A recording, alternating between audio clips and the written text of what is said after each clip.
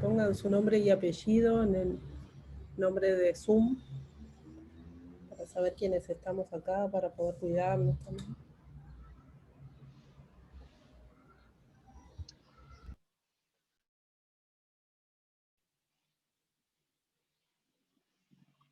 Well, Tobias, when you're ready. I'm pretty ready. Yeah. Are we gonna do a starting right on time thing, right? Have we got wow, 27 people here. So good morning or good afternoon. I'm not quite sure where you're all from, or good night maybe for some of you. I don't know where you are. I'm at 3 o'clock in the afternoon in the UK. Kathleen Bright, it's good to see you here. It's nice to see you, at least one familiar face. So thanks for coming along to this. I take it you've all read the introduction from the page. So we're exploring this idea of what people do for a living. Now, when we're asked that question, as I said in the introduction, the question is really about how do you earn money? That's what we're being asked. It's like, what is your status, is the question. And we make our judgments based on the response to that, you know. So and it helps us to try to understand someone perhaps, or put them in a particular category, or say this person is like these other people that I know who are also project managers, or who are also developers, or who are also doctors, you know, whatever the response happens to be. And so it helps us to categorize, which is a useful way of navigating the world, but not always the most effective way. And it limits us in our understanding of the other. You know, it causes, I think, in the long term, this continuous categorization and placing people in box A or box B or box C encourages us to sort of focus on differences rather than what are the similarities between us as human beings.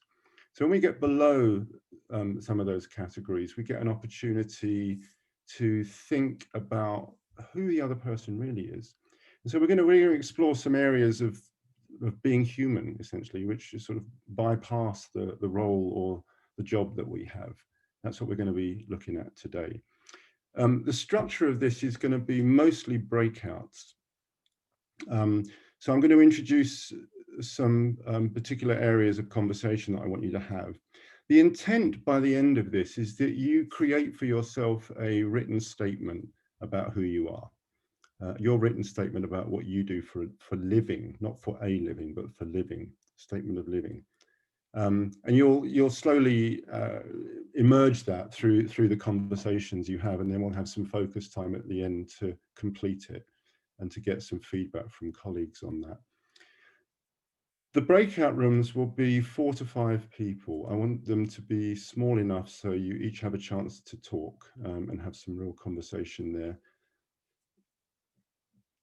Most people's first language is Spanish, so the breakout rooms will, I assume the conversations will be in Spanish. I won't be in the rooms, because I can't be in all the rooms, obviously. I won't be in the rooms, and so your conversation is in the language that is best for you. Now, if you don't speak Spanish, what I'd like you to do is to put an asterisk on your name at the beginning of your name, so we can, Camilla, who's going to be hosting this, and if you can just wave, Camilla, so people can see you. Camilla's, in fact, you know what I'll do is can I spotlight you? I can't, can I? No, never mind. Oh yeah, spotlight for everyone. There you go. There's Camilla. She's hosting this. She's going to be dividing the rooms up and so on and so forth. So if Spanish is not a language that you're familiar with for some reason, it surprises me that you're here, but obviously you're welcome. And I'm here and I don't speak Spanish either, so there you go. So yes, you've got, there's Kathleen's got one on there. So if there's anyone else here who, okay, so in that case, what I'm going to ask to do is put an asterisk by your name if you're willing to have breakouts and speak English in the breakout room. All right, so if you've got a really good grasp of the language, fluent in it, and happy to have conversations in English, put an asterisk up there. So that helps Camilla to be able to sort the breakout rooms out. Because at the moment we've got just one person with an asterisk on. It might, if it stays that way, Kathleen, it'll be you and me having a conversation in the main room. I think so. That'd be fine too. But if you feel like you want to have a chat in English, then you can star yourself on there. In fact, you know what?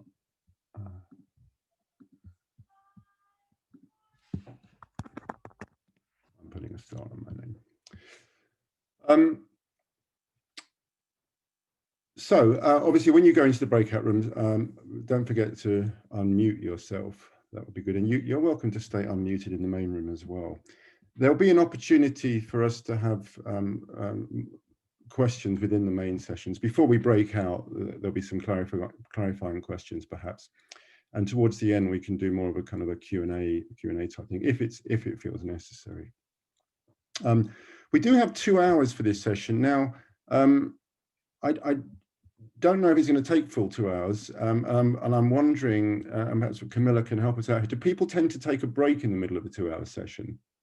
Has that been a common practice? Yes, sometimes break for 10 minutes or so. That's recommended, but you can also sense the room. I mean, I'm a big fan of that. I think sitting down in front of your screen for more than an hour is quite a lot to ask, really. So we'll probably do a 10-minute opportunity to get up and stretch your limbs and have a drink and do whatever else you need to do, and then we'll come back. So we'll keep an eye on the time for that. Camilla, when I do these things, I sometimes get lost with time. So if you can just kind of like keep track of the time and just let me know we're around about halfway, that'll be good. Perfect. Thank you. Okay.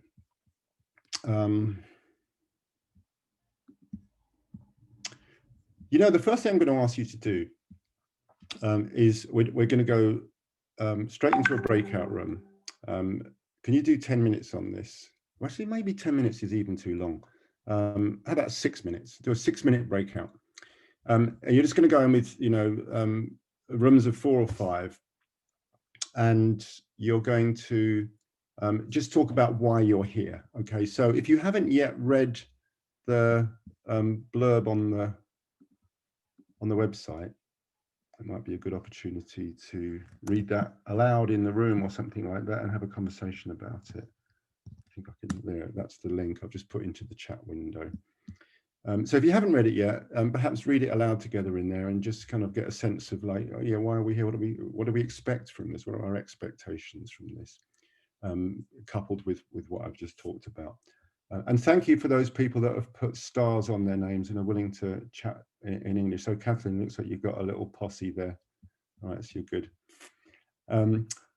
Okay, so Camilla, if you can do a 6-minute breakout, so it's just a rapid kind of, you get to say hello to a couple of people basically, right? Who you may have met already, you may know, and you may not. So you may get to meet another person. So we'll do a 6-minute breakout just to sort of center ourselves and do a small introduction.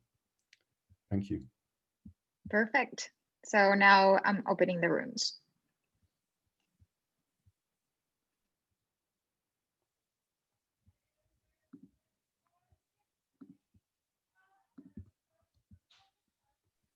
You're assigned Tobias, so I didn't get the notification that I didn't assign people, but you don't have to go.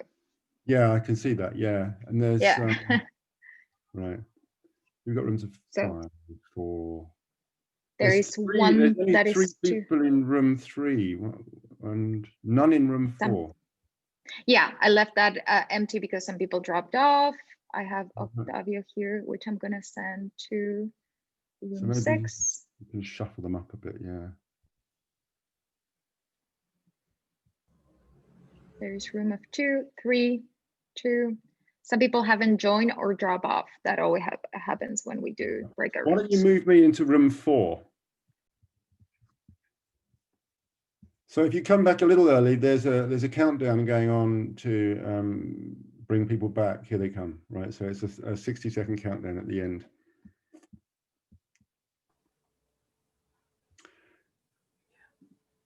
Good, thank you. From that conversation, there may be some questions coming up, but I've already got one question in the chat, which I'll answer from Esteban. And it says, do we have an approximate length for the statement? So I mentioned there's going to be a personal statement written. I hadn't thought about that, but when I've done this session one time before only, so my data says that people's statements tend to be 1 or 2 paragraphs. They're not essays. They're more like, you know, a kind of a vision statement type length, a very short, something you can not necessarily memorize, but remember the essence of it, and so you're able to talk about it. So it's really a paragraph or 2 we're looking for. Any other questions come up from that, from reading the description that you may not yet have read? You can ask it in Spanish and it will be translated, right?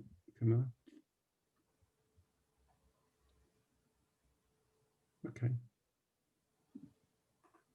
So absolute clarity so far at this moment in time. Yeah, questions can come at any point in time, of course. And if you don't feel comfortable asking questions out loud, type it in the chat window in any language. We have the technology to translate, so you can put it in any language you like. Right, so let's look at the first aspect of this. So we're looking at this idea of earning a living, but we're not looking at the earning part. We're looking just at the living part.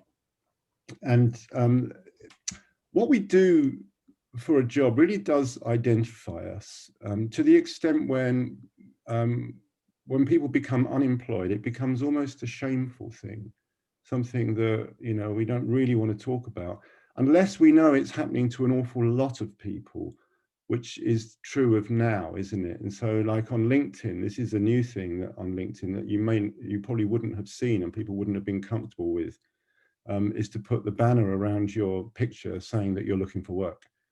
So basically announcing to the world that you don't have a job. That's essentially it, isn't it? And you're looking for something. And so there's a great amount of courage and bravery that has to occur for that, or desperation, or some mix of the two that occurs there.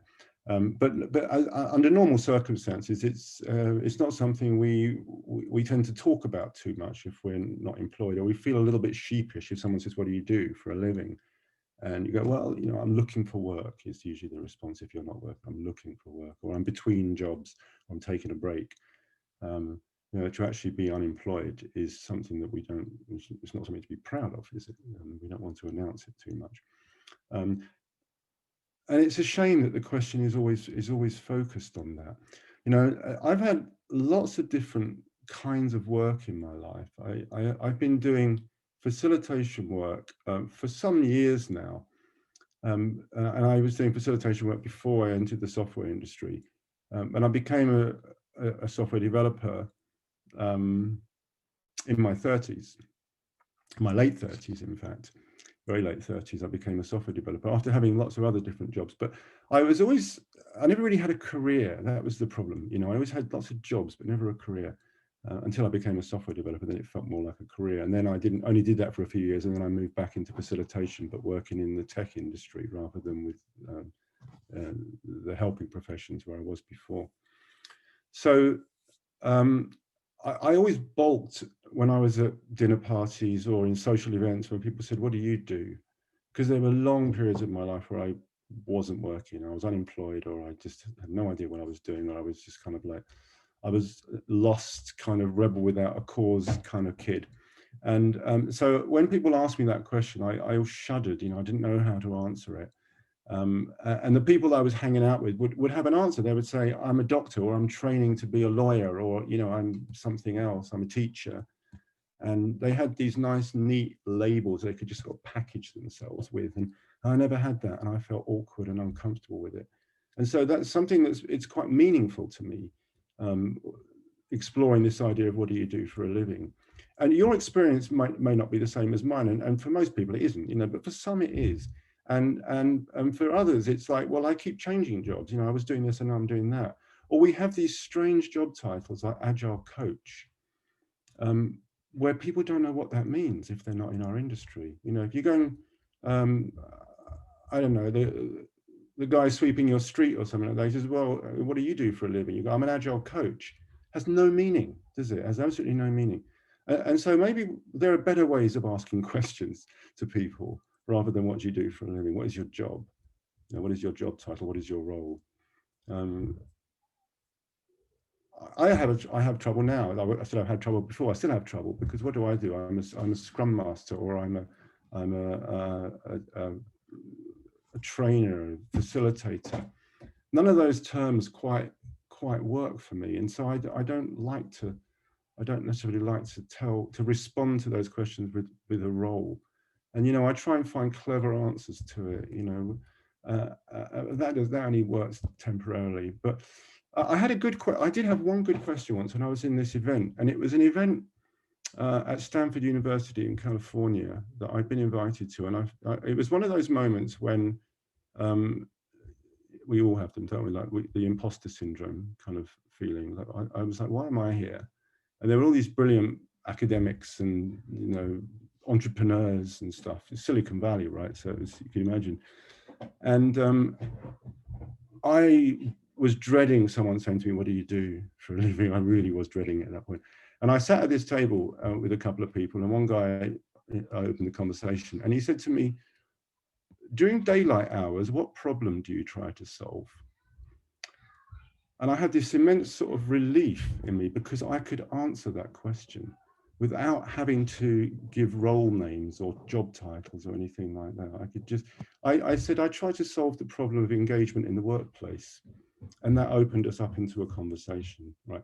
I immediately knew what I didn't know beforehand, but as soon as he asked the question, I knew what my response was to that, because I did know what I did. I just didn't know how to explain it. And so it got me thinking, there's lots of other ways to introduce the topic of what we do in the workplace. And that's quite a nice one. What problem do you try to solve? And I've explored it since, and many other different ones. That's just something to think about. The other, so I'd like you to, it's a reframe almost, isn't it? So if you think about, let's say that your job is a project manager, or your job is a coach, or your job is a software developer, or your job is a tester. If you thought about it from a sense of the problems that you're trying to solve, because really that's pretty much what work is, isn't it? We go to work and we solve a problem for somebody, whether that's in the service industry. You can say to the people that collect your bins, your garbage, you can say, what problem do you try to solve? Well, I try to solve the problem of I don't know, mass mess on the streets, or destruction through garbage on the streets. If I don't do the work that I do, this will be the result. This will happen. So most of us have a sense of that the work we do has value. And so what I'd like you to do is to reframe your job. So if you were asked the question, during daylight hours, what problem do you try to solve? How might you answer that? So let's do another breakout on that one, and see what you get. I think, let's lower it to 5 minutes, Camilla, because they're going to be short, swift conversations, and we've got the minute countdown, so that makes 6, doesn't it? So 5 and a minute countdown. Right, we're going to do it, and we're going to shuffle you up again. By the way, before you do that, Camilla, I actually want to say that Camilla and I discussed, should we do the breakout room structure where people assign themselves to rooms, and if they don't like the room they're in, they can move to another room. And Zoom has the functionality for that now in the latest version that many of you will have.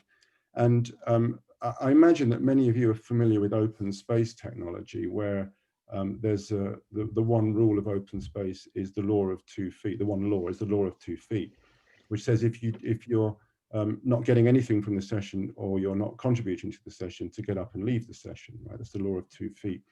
Several years ago, because I'm in the Scrum community, and Scrum has events that are must-haves. If any of you know Scrum, it has the planning meeting and the sprint review and the retrospective, and we don't compromise on it. We have to have those meetings. So we coined this term called the rule of 1 bum, which basically means stay on your seat. Don't get up, don't use the law of 2 feet, use the law of 1 bum, which means stay where you are and add value. Right, so if you're in a room and you're not getting anything from it, see what you can add to it, first of all. So see how you can make the meeting value. And if you find that you can't, try again differently. That's the law of 1 bum. I just thought I'd introduce that to you. So it's a counterbalance to the law of 2 feet. So we're going to practice the law of 1 bum here.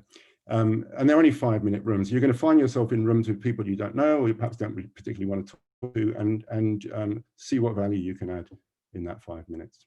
All right, and that's why we're not doing the get up and leave option. Now we can do the rooms.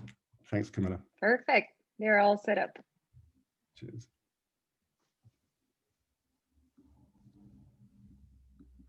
Later.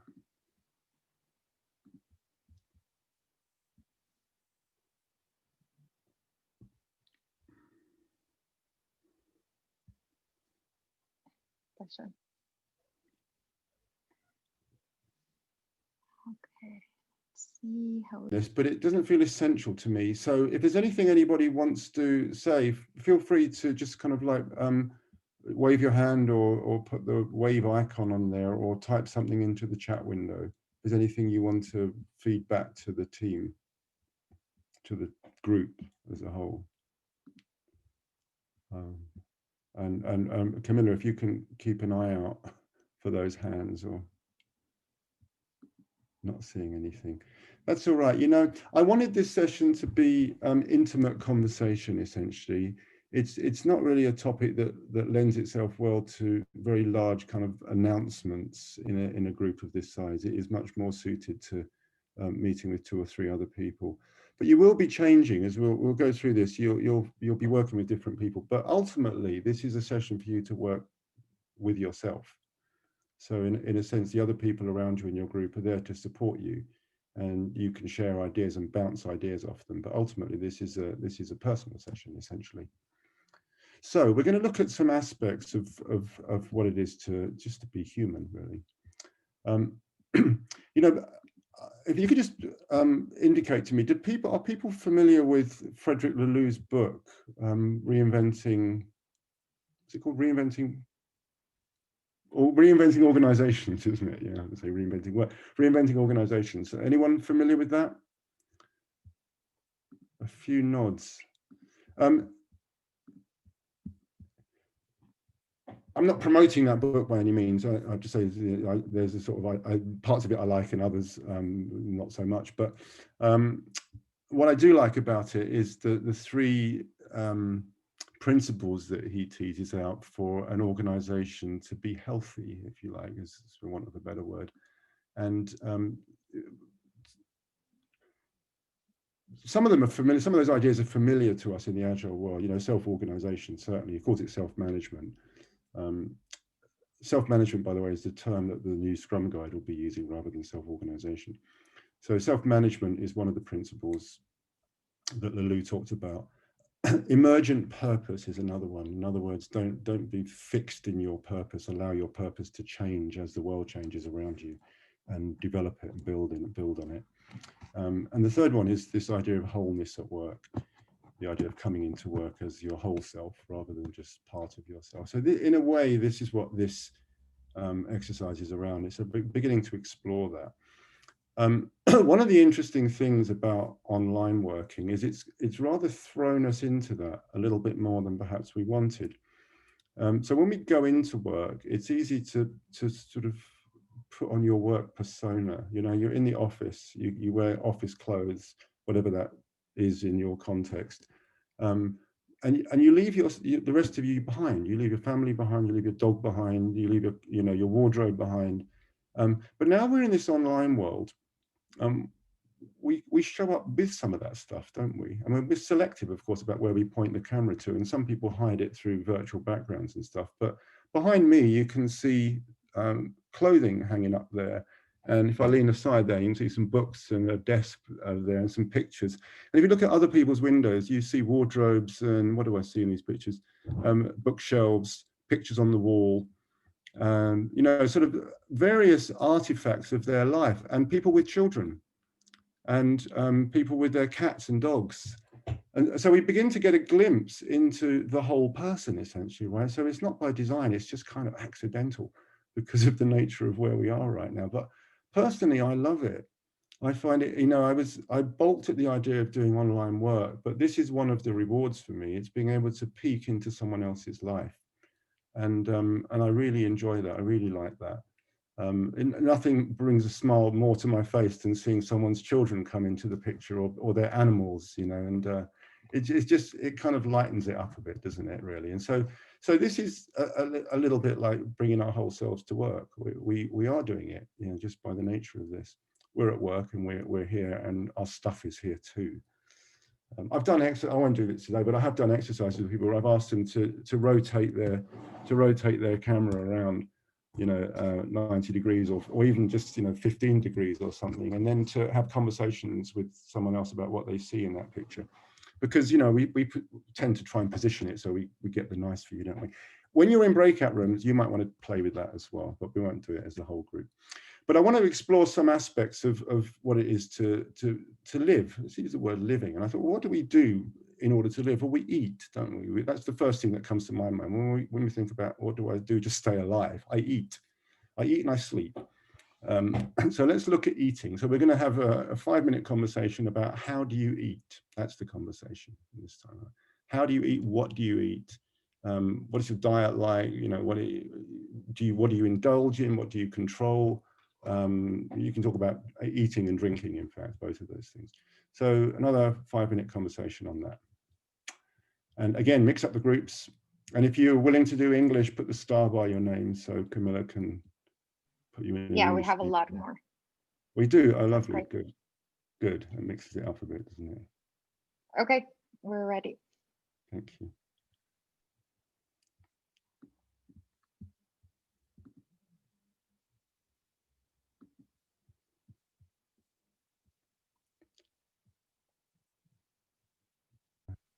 I see. Okay. Okay. Right. One of the, I think you may have got the notice from this, but I didn't say that this is the time to start taking notes for yourself. I mean, you may be doing that already, but we're building up. If you joined late, we're building up towards writing a personal statement of living for yourselves, and so these conversations are to help you towards that. So as you have these conversations and you say what you say, you might want to make some notes about that for yourself. By the time we get towards the end of the session, you'll have an opportunity to sort of pull it all together. If you're like me, though, you might not be a note taker. I'm not. I remember what I remember, and I forget the rest. And so, but other people like to make notes. And you know, obviously you can do that in any form you like, whether it's on your computer or on a piece of paper next to you, whatever works for you. Again, this is a personal statement. The other people in this session are there to support you and to be a sounding board, but ultimately what you're doing is for you. So we're going to move on. We talked about food. So here's an interesting one. So food sustains us by what goes in, and the opposite of that is what comes out of our mouths. Now, what I mean by that is how do we speak? So in this one, I'd like you to explore the kinds of interactions you have with people. And this is we'll do a slightly longer one here, actually, I think, Camilla. Let's do 8 minutes on this. It's to explore how you interact with people. So what's the tone of the conversations you have? And think about different kinds of people. It might be people in your life that you have struggles with or difficulties with, and how do you speak to those people? And there might be people that you care about a lot, perhaps your children or your partner, you know. And what's the tone of your conversation with those people? So how are you sustained by the language that you use and the language that you hear? So obviously language and verbal communication is very much a two-way thing. You know, I know in my life, I've said things I regret. I've spoken words I regret afterwards. And that is non-sustaining language. That's language that doesn't sustain me. It's language that brings me down or starves me, perhaps, in some way. So what is the difference for you between sustaining language and non-sustaining language, both the giving of it and the receiving of it? So it's just an opportunity to think about how we communicate, and perhaps what kind of communication works for us when we have those conversations. We are enriched in some way. Might be certain people in your life. You say, whenever I see that, I have someone in my life like that, and whenever I see him, and I'm going to see him next week, in fact, whenever I see him, I come away enriched by it because he thinks about the world differently to me. And we have these really interesting conversations where we're not exactly in disagreement, but we're also not in agreement. But the quality of the conversation is very much about listening. And I'm particularly good at listening to him. And in other situations, I'm really bad at listening. And so I don't know what, but when I listen well, that sustains me. And when I don't listen well, I hurt, because I hurt the person I'm not listening to, and I hurt myself. So this is looking at sustenance through language. Now,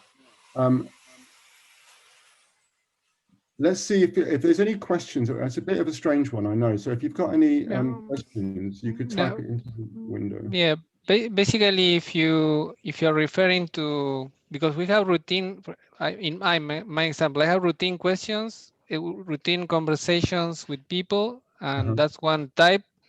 But Right. you are talking about special conversations that take you, or that give you energy, or take out energy from you. Basically, that's what I'm hearing, at least.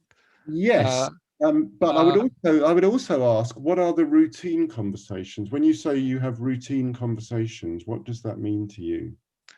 Yeah, for example, meetings that we held that we know that we will have each day of the week, and so with a group, and that's routine for me. So basically, and all the conversation I have with my wife, or because I'm working from home.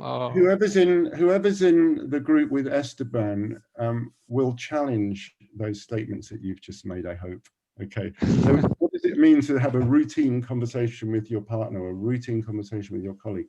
Is it routine because you say the same words over and over again? Probably not, right? So no, just the time, probably.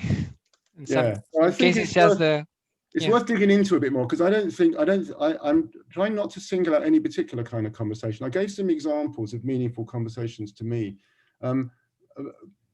But a conversation I have with my wife in the morning is sort of like a morning meditation, if you like. That's routine. We do some reading, and we have a conversation about what we're going to do that day. Right? So it's like a planning meeting for the day, if you like. That's routine, but it's also enriching. And I miss it when I don't have it. So the focus that you want is to look for the enrichment on the conversations, or look for the conversation, because it's a different focus for me. So if you want me to focus on the enrichment, or focus on the whole package of conversation I have during the day. I'm not sure. I'm not sure what I'm asking. It's too specific. I think with all of these prompts, you kind of have to just take. It's going to be different, right? For you, it's going to be different than it is for someone else. And so take it as it comes to you. And if that's an important thing, then that's the conversation, right? So the conversation is, I don't know if I'm supposed to go down this path or that path. It wasn't clear to me, and that's okay. And other people might have a different take on it. So they're going to be imprecise, all right? We're exploring sustenance. We're exploring, ways that remember, it's what do we do for living? What do we do for living? So if we're living, we can live well, or we can live poorly. The kind of food we put in our body either enriches us in the long term, or is temporarily satisfying with perhaps some poor consequences later. But it's all about living, and it's the quality of living. We're alive, right? So we're all living. We're all doing something to stay alive. But what do you do that you particularly like about your life? What sustains you? What gives you a sense of improvement in your life? So it's the same with this conversation. This is about, we talked about the food that goes in, and this is about the language that comes out of you. Which is equally important. We're living by what we put into our bodies. We're also living by what comes out of our bodies. So that's the conversation. If you want to, it's going to be a slightly longer one. They're all short conversations, but we'll do a 7 minutes plus a breakout, plus a countdown minute, all right, to give us 8 minutes on that. And again, you'll be with some different people. Thank you. Okay. Open rooms.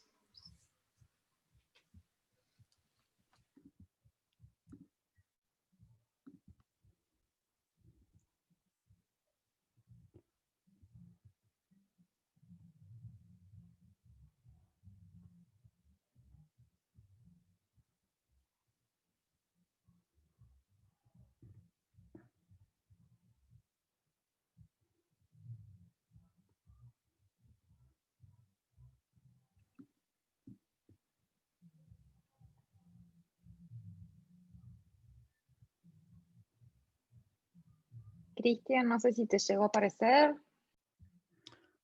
Okay. Welcome back. So that might have been a bit more challenging, but perhaps a bit more interesting as well. I don't know. Again, it's for you, right? And it's not the place to try and feed back in these large sessions. But we are gonna. I'm thinking now we are about halfway through, Camilla, aren't we? So I think it's probably good to take a break at this point. I'll just let you know that we've got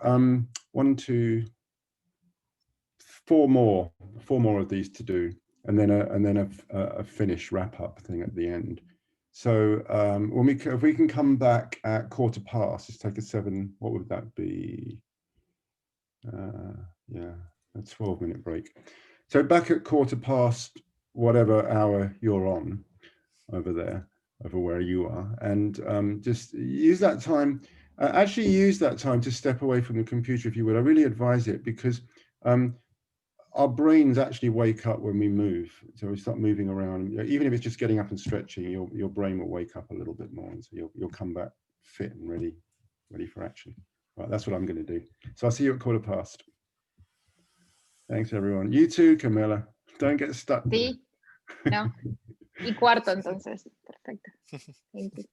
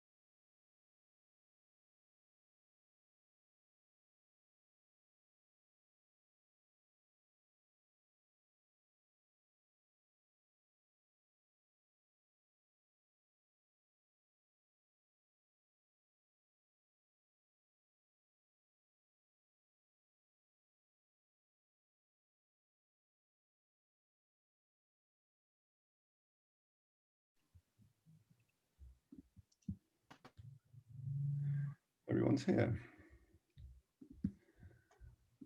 Okay, we're going to just keep moving right along here. There's two more topics we're going to do, and then we're going to do the consolidation.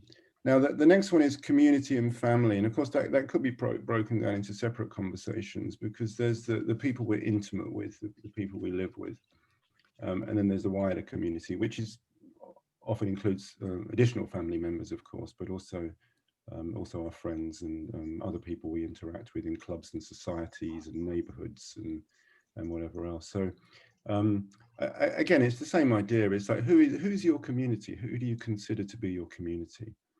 And it's sometimes helpful, to draw pictures of community in like concentric circles, when you've got the middle, which is yourself, I suppose, right in the middle, isn't it? And then your immediate family and your extended family and your very close friends and your colleagues and so on, as it sort of works out from there. So that might be a way of thinking about it. But again, it's just, again, if we're talking about living, again, staying alive and enjoying life, who are the people that really matter to you? And again, of course, it's going to be some crossover with the other stuff, and the kind of people that you enjoy talking to and that sustain you through the conversation are probably people you're close with. But not necessarily, it might be people, it might be TED Talks that you listen to that sustain you, of people you've never met before. So that wouldn't be a crossover with community. So, just kind of have some conversation about that. Who is your community, and what's the importance of it? What are the things that your spouse or your children or your parents sometimes do for you that just delights you? Those moments of delight that you have when a child or a close friend does something for you, gives you a gift, or is there for you when you're sad, whatever that might be. So these are these moments that just kind of remind us of the beauty of living. So get perhaps some focus on that. All right, Camilla, 3s and 4s again. Alrighty. Thank you. Perfect. There.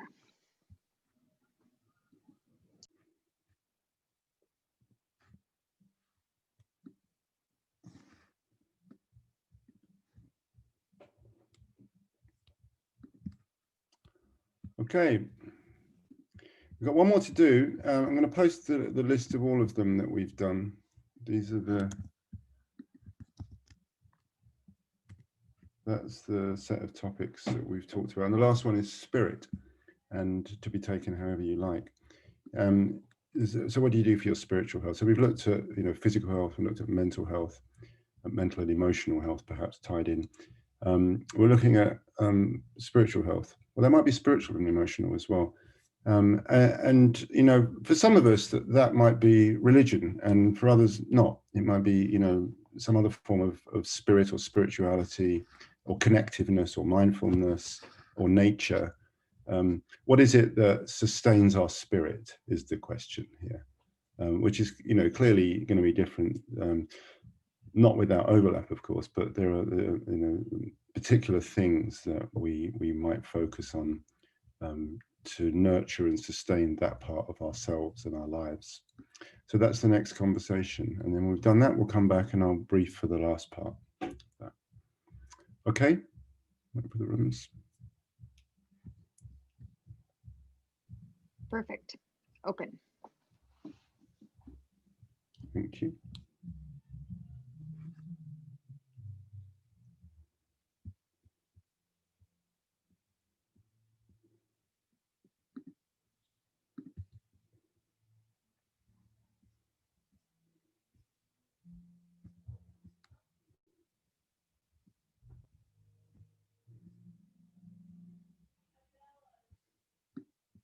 So Camilla, you're doing the shuffle thing with them, but then you're having to move people around a bit, right? Because of the English speaking group. And yeah, that's why I'm taking a bit, but I'm starting early.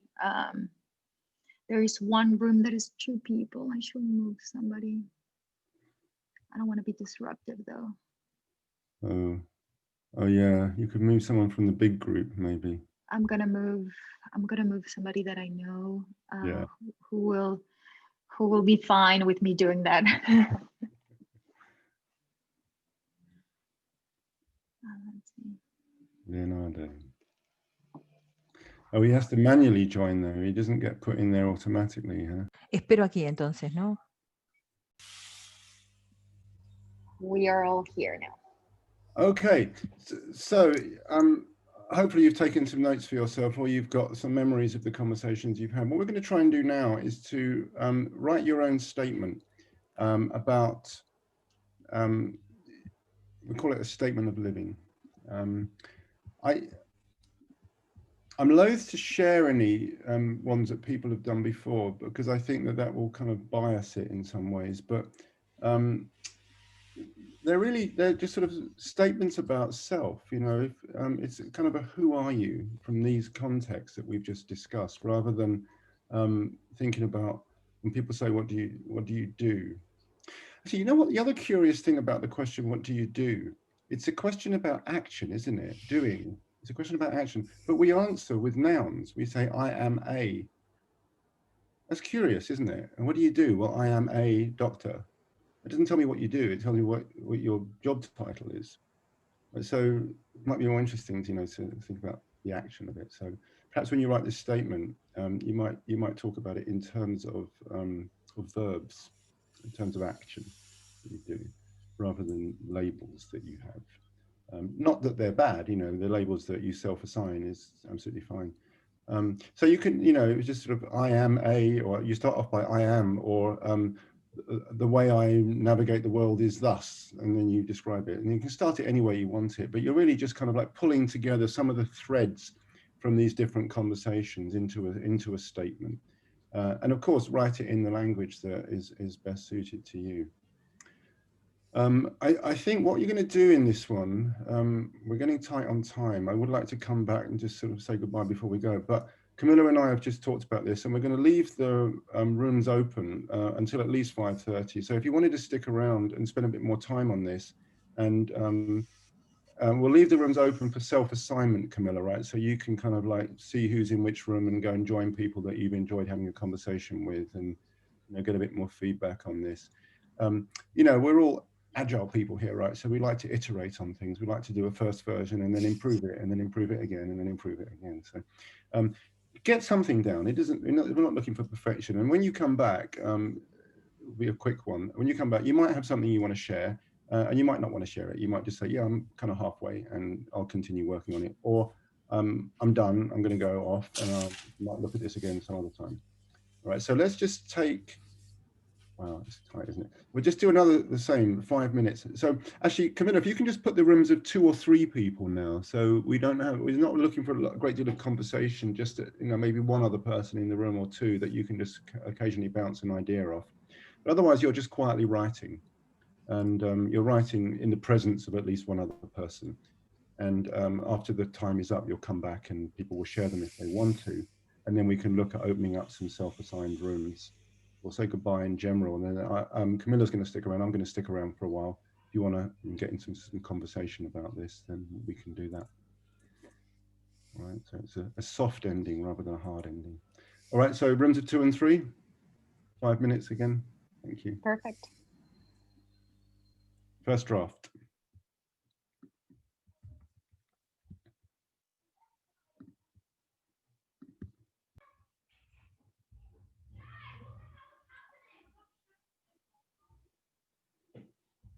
Okay, we're all here now. Okay. I'll give you an opportunity to share yours if you want, just in the chat window. But before you do that, the inspiration for this session came from a question on LinkedIn that someone put up there. And the question was, what do you do for a living? And his own interpretation of that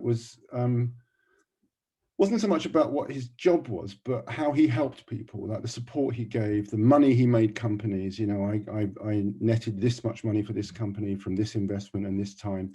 So it was, what do I do for a living? Is I do incredibly well. I make a lot of money for people, and I enhance people's lives and so on. And it was a good post, you know, and I liked the guy. And but as I read the question, and I thought, I can't respond in the way that he did. So how would I respond to this question? And so I took away the A in English, what do you do for a living? I took that away and I think, what do I do for living? And I thought that's a more interesting question. So this was my response. I'll read it out to you, and then it'd be nice to just so you know what the prompt was for this session. And then I'll ask you if you want to share anything in the chat window. I'll put this one in. So I responded like this: what do I do for living? I run. I eat a plant-based diet. I spend time with my children. I say loving things to my wife. I take joy in doing the washing up by hand. I read. I watch sunrises. I avoid pharmaceutical drugs and other forms of coerced compliance. I challenge nonsense when it crosses my path. I reflect. I change my mind. I go back and make amends if needed. I make connections between disparate things, and I talk about that in voice and in written word. I mend cracks, mostly my own. So that was my response. That was my statement, if you like, my statement of living. At the time I wrote it. These things change all the time, of course, don't they? But if you felt so inclined, I invite you to put in what you currently have, your work in progress, into the window so others can take a look at it. And if you don't want to do it, then you don't have to. We'll just give it a moment.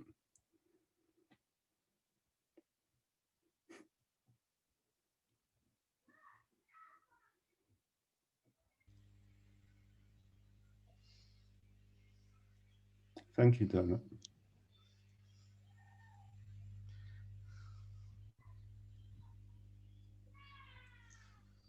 So they can be very short, and we're not looking for long essays here.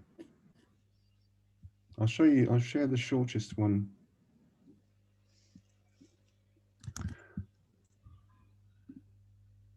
I did this session once before in a much smaller group, and the shortest statement at the end of it was from a guy called Nick. He said, "I let life happen."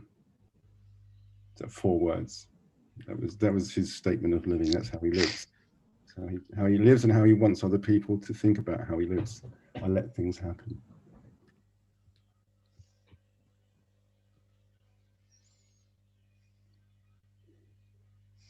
Got another plant eater.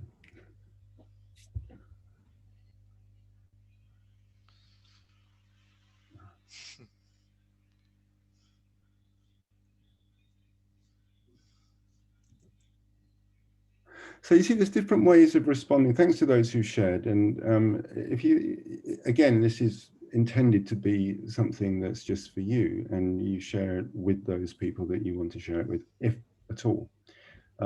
It helps, this kind of work, I think, helps us just to, it focuses back inwards, doesn't it? Because a lot of the work we do is outward facing. It's about supporting other people, helping organizations, helping communities, rebuilding, mending fences, you know, all that kind of work. And in most agile ways of working, we have reflection time. Of course, we do have retrospectives and time to sort of quieten down and listen. But we don't have a lot of time when we actually look inwards and do what I would call introspection. And I think it's very useful to do introspection. Religious people pray, and prayer is a form of introspection. Or you meditate, and meditation is a form of introspection. It's refueling almost, isn't it? There's another couple that have come in there. There's some nice ones in there. I can't read the Spanish ones, but Juan, I try to be a model for my daughter and let her develop herself freely. I'm a listening guy more than a talking one. Nature gives me energy. And that's my iteration 1. Great, thank you. Yeah, so these are nice things to share. And when I'm reading things like that, I get personally uplifted from it, because I think that it's getting right below the surface and past the job description and past the face on the screen into something of the heart. And for me, that's a really meaningful thing, you know. And doing a session like this, just reading the stuff that you're putting in there now is very enriching. So I really appreciate your involvement here, and you stuck it all the way through, and you had the conversations, and you got something out of it by the look of it. So it is 5 o'clock. We're bang on time, but stick around if you want to. Apparently there is no immediate session after this, so I'm going to hang out for a bit. I might just run off to stretch my legs for 5 minutes, but I'll be back. I'll leave my stuff on. Camilla's going to be here, and if you feel like staying around, then we can kind of have chats. we'll open up some breakout rooms. So if you want to go and see, you might just put yourself in a breakout room by yourself to continue working on it, and then someone else might see you in there and think, oh, I want to talk to, I want to talk to that person a bit more. So you can then join them if you've got the latest version of Zoom, of course. All right. Well, otherwise, if you are departing, thank you so much. I really appreciate the opportunity to explore in this way with you. Thank you. And thanks for your contributions there. Someone's doing some translations up here as well. That's really helpful. Thank you.